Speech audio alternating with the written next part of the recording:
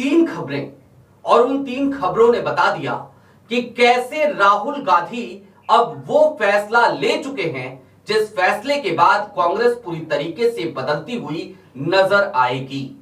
नई कांग्रेस बनाने की कवायद में लगे राहुल गांधी यूं तो अपनी ही पार्टी में बैठे हुए लोगों से काफी परेशान हैं, लेकिन हकीकत और हकायक तो यह है कि दरअसल राहुल गांधी ने एक नया तरीका और तरीकेकार खोज लिया है। एक नया तरीका कि कैसे आखिरकार कांग्रेस के भीतर ओल्ड गार्ड समझे जाने वाले उन तमाम मठाधीशों को किनारे लगाया जाए जो मठाधीश कांग्रेस का बेड़ा गर्क कर रहे हैं, जो ये मानकर चलते हैं कि कांग्रेस का चाहे कितना भी नुकसान हो जाए लेकिन वो अपनी कुर्सी पर चिपके रहेंगे, उनका कोई नुकसान नहीं होने वाला। कौन सी हैं वो तीन खबरें? उन तीन खबरों का जिक्र करेंगे। तीन अलग अलग राज्यों से आई ये खबरें क्यों दरअसल कांग्रेस के उज्जवल भविष्य की निशानी है, इस पर भी बात करेंगे और साथ ही साथ बात इसकी भी होगी कि क्या इन तीन खबरों की वजह से स्लीपर सेल में, ओल्ड गार्ड्स में, मठाधीशों के बीच में कोई खलबली मच गई है क्या? नमस्कार, मैं स्वप्निल और आप युगचरण न्यूज देख रहे हैं। आगे बढ़ने से पहले वही छोटी सी अपील महज इतनी कि दोस्तों, यहां आपकी और हमारी मुलाकातों का सिलसिला लगातार जारी रहता है। ऐसे में यदि आप चैनल पे नए हो तो सब्सक्राइब करते हुए जरूर जाइएगा। अब आगे बढ़ते हैं और सबसे पहले बारी बारी से आपको कुछ खबरें दिखा देते हैं।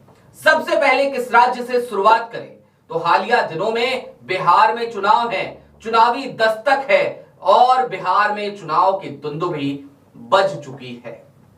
अमित शाह पहुंच रहे हैं, मोदी जी पहुंचने वाले हैं, राहुल गांधी तीसरा दौरा करने वाले हैं और इन सब के बीच कांग्रेस ने अपने प्रभारी भी बदले, प्रदेश अध्यक्ष भी बदले। लेकिन अपनी स्क्रीन पर आप जो खबर देख रहे हैं निश्चित तौर पर वो ये बता रही है कि दरअसल अब बिहार में टिकट उन्हें ही मिलेगा जिनकी अनुशंसा डीसीसी करेगी। अब पहले ये समझ लीजिए कि ये डीसीसी क्या है, लेकिन डीसीसी को समझे उससे पहले मैं आपको मध्य प्रदेश की भी एक खबर दिखा देता हूं। अपने स्क्रीन पर मध्य प्रदेश की एक खबर देखिए। जी हां, जीतू पटवारी कमर कस चुके हैं जिला की जो समितियां हैं उनको कमान देने की। अब गुजरात की एक खबर देखिए।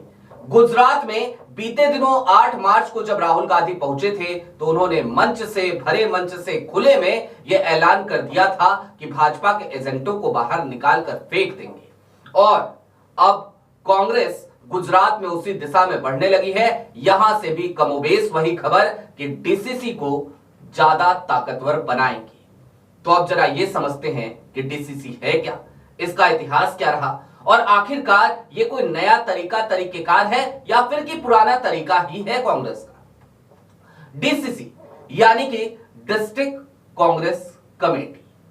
अभी तक कांग्रेस जिस रवैये पे पिछले 25-30 सालों से चल रही थी वो रवैया जानते हैं क्या था? वो रवैया ये था कि किसी को विधानसभा लड़ना हो या फिर कि किसी को विधानसभा के अलावा लोकसभा का टिकट चाहिए हो, वो दिल्ली में किसी एक नेता को चिन्हित कर लेता था, उनके इर्द गिर्द परिक्रमा किया करता था, उनको खुश करने की कोशिशें किया करता था, उनके गुडबुक में शामिल हो जाता था और ऐसे में जब किसी ओल्ड गार्ड के बुक में कोई एक प्रत्याशी बनना चाहता है वो शामिल हो जाता था, तो फिर जब टिकट बंटवारे की बारी आती थी तो ओल्ड गार्ड्स के नेता उस नेता की सिफारिश कर दिया करते थे, लिहाजा उसे टिकट मिल जाया करता था। लेकिन अब राहुल गांधी इसी सिस्टम को हटाने पर तुल गए और इन तीन राज्यों में तो ऐलान हो गया कि अब तो टिकट का बंटवारा डीसीसी करेगी। डीसीसी कहेगी तभी टिकट मिलेगा, डीसीसी इनकार करेगी तो टिकट नहीं मिलेगा। और ये कोई नया तरीका नहीं है। बात इधर है, कांग्रेस लंबे समय के बाद इस पुराने रास्ते पर लौटी है। 1970 का दशक यदि याद करेंगे तो इंदिरा गांधी के जमाने में डीसीसी बेहद मजबूत हुआ करती थी।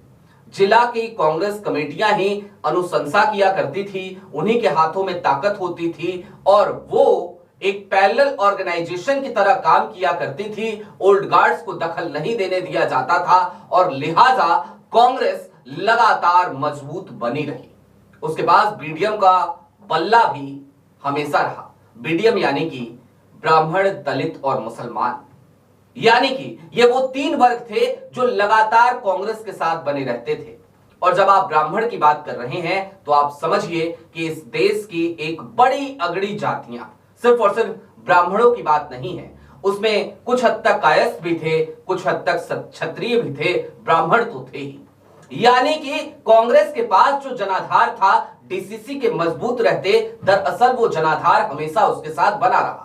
आज की तारीख में राहुल गांधी जिस कांग्रेस को चला रहे हैं, उस कांग्रेस की सबसे बड़ी खामी एक ही है, और वो खामी है ओल्ड गार्ड्स का हावी हो जाना, डीसीसी का कमजोर हो जाना, कार्यकर्ताओं की जो तकलीफें हैं, जो दर्द हैं, उनकी सुनवाई ना होनी। राहुल गांधी किसी आम इंसान से तो आसानी से मिल जाते हैं, या फिर कि कोई आम इंसान तो राहुल गांधी से आसानी से मिल लेता है, लेकिन जब बात कांग्रेस के कार्यकर्ताओं की आती है तो राहुल के इर्द गिर्द का घेरा, या फिर कि ये ओल्ड गार्ड्स का घेरा, या फिर कि ये मठाधीशों का घेरा, राहुल तक कांग्रेस के कार्यकर्ताओं का दर्द और तकलीफ पहुंचने नहीं दे रहा है।